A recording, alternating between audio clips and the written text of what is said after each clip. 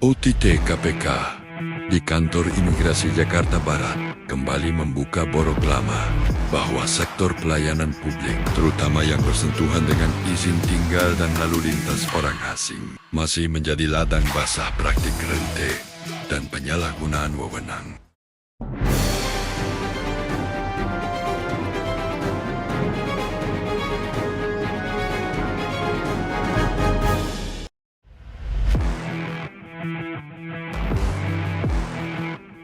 OTT KPK di kantor imigrasi Jakarta Barat kembali membuka borok lama bahwa sektor pelayanan publik, terutama yang bersentuhan dengan izin tinggal dan lalu lintas orang asing, masih menjadi ladang basah praktik rente dan penyalahgunaan wewenang.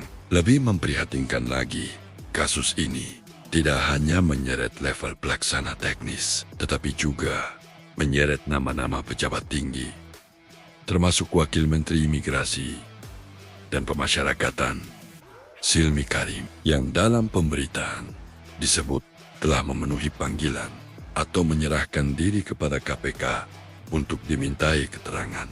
Jika kabar tersebut benar, maka ini bukan lagi sekadar persoalan oknum, melainkan indikasi adanya masalah struktural yang lebih dalam di tubuh institusi imigrasi. Karena mustahil praktik suap dalam layanan strategis seperti izin tinggal warga negara asing bisa berjalan rapi tanpa adanya pembiaran, kelonggaran pengawasan, atau bahkan keterlibatan jejaring yang lebih luas. Yang membuat publik semakin geram adalah fakta bahwa sektor imigrasi merupakan wajah langsung negara di mata dunia. Di titik ini, setiap penyimpangan bukan hanya soal kerugian negara, tetapi juga soal rusaknya kredibilitas Indonesia di hadapan investor, wisatawan, dan komunitas internasional. Namun ironisnya, sektor yang seharusnya paling ketat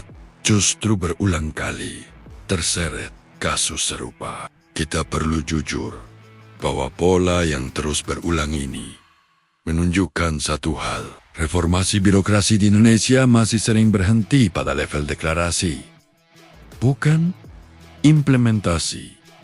Digitalisasi, layanan SOP ketat, hingga jargon integritas seringkali hanya menjadi lapisan formal yang tidak benar-benar menembus praktik lapangan, terutama ketika berhadapan dengan peluang rente yang menggiurkan. Karena itu, OTT ini tidak boleh diperlakukan sebagai kejadian rutin yang akan hilang ditelan waktu. Ini harus menjadi titik paksa untuk membersihkan sistem, bukan sekadar mengganti aktor. Jika hanya pejabat yang ditangkap tetapi pola, celah, dan kultur korupsi tetap dibiarkan hidup, maka kasus serupa hanya tinggal menunggu waktu untuk terulang kembali dengan wajah yang berbeda. Dan yang paling penting, publik berhak menuntut penjelasan yang transparan, bukan sekedar narasi penanganan kasus, sebab tanpa keterbukaan dan pembenahan serius, institusi imigrasi akan terus berada dalam bayang-bayang kecurigaan, dan kepercayaan publik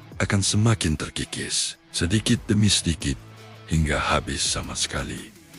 Salam integritas.